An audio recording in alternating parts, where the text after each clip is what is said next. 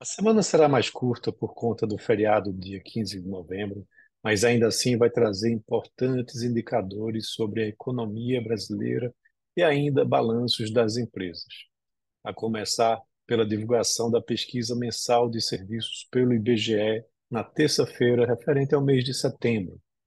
O feriado da quarta-feira vai fazer com que a bolsa seja fechada e vai encerrar a divulgação de resultados das empresas, né?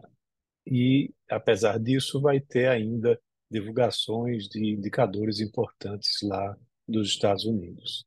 A expectativa é que o setor de serviços recue 0,3% no mês de setembro em relação ao mês anterior, com sinais importantes de que a economia estaria desacelerando. Esse dado é importante porque o setor de serviços representa mais de 70% do PIB brasileiro.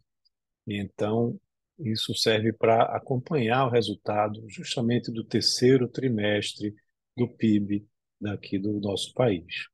Na terça-feira também vai ser divulgado o Índice de Confiança do Empresário Industrial de novembro, né, pela CNI.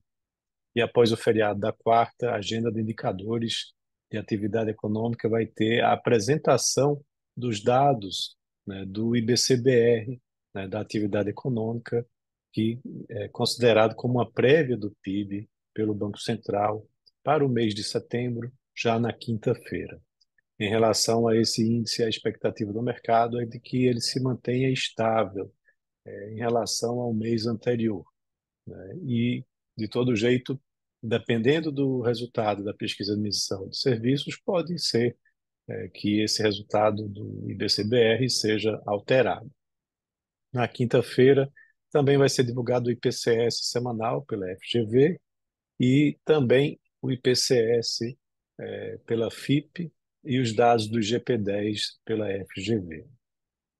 A expectativa de um aumento mensal de 0,45% para uma taxa anual de menos 3,9% na comparação, né, com os 4,9% negativos do mês anterior.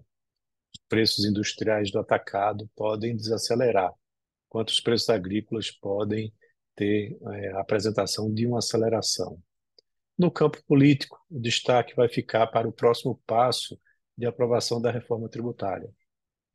A votação não deve acontecer essa semana por conta do feriado dia 15. A reforma foi aprovada no dia 8 de novembro pelo Senado e agora retorna à Câmara dos Deputados, né, que deve ratificar as alterações feitas na outra Casa Legislativa.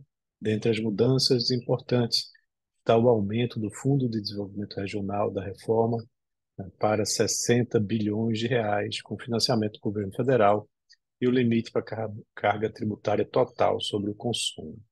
Na temporada de balanços, o noticiário corporativo vai seguir agitado, porém na sua reta final, né, de balanços do terceiro trimestre de 2023. Entre resultados importantes tem a Magazine Luiza, Lojas Marisa e a Azul. Além disso, no cenário internacional, a semana ela vai trazer mais dados sobre inflação. Nos próximos dias, o índice de preços ao consumidor será divulgado. O dado vai ser divulgado na terça-feira e tem a previsão de aumento de 0,3% em outubro, com uma alta anual de 4,1%, né? Ou seja, uma elevação da inflação. Na quarta-feira, vai ser apresentado o os dados do índice de preço ao produtor, com projeção de avanço de 0,1% na comparação mensal e de vendas do varejo, com a projeção de queda de 0,2%. Esses dados do varejo são os mais aguardados da semana, junto com os dados do índice de preço ao consumidor da terça. Na quinta, também vai ser apresentado o índice de atividade, né, do Fed Filadélfia, com a projeção de menos 11,5%, né, e a produção industrial de outubro, com expectativa de queda de 0,3% na comparação mensal. E o mercado vai continuar de olho, né, e repercutindo a decisão da agência de classificação de risco Moody's da última sexta-feira, que manteve o rating de emissor, né, dos Estados Unidos, né, de dívida de longo prazo, como AAA, né, ou seja, que é a nota mais alta, mas cortou a perspectiva de estável para negativa, apontando riscos fiscais crescentes no país. Além disso, na mesma agenda internacional, a semana vem com diversos dados da China. Os dados de outubro começam a ser apresentados na terça-feira, com a produção industrial, que tem expectativa de avanço de 4,1% na comparação anual, e as vendas do varejo, que tem projeção de 7% de crescimento. Além disso, os números de investimentos em ativos fixos, com projeção de alta de 3,1% na base anual, investimentos imobiliários e taxa de desemprego, estimada em 5%.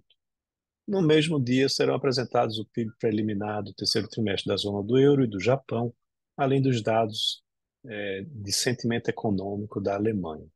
Na quarta-feira, o Bloco Europeu apresenta seus números de produção industrial e, na sexta, o índice de preços ao consumidor, com expectativa do mercado de alta de 0,1% na comparação mensal. Então é isso. Tenham todos uma ótima semana e um grande abraço.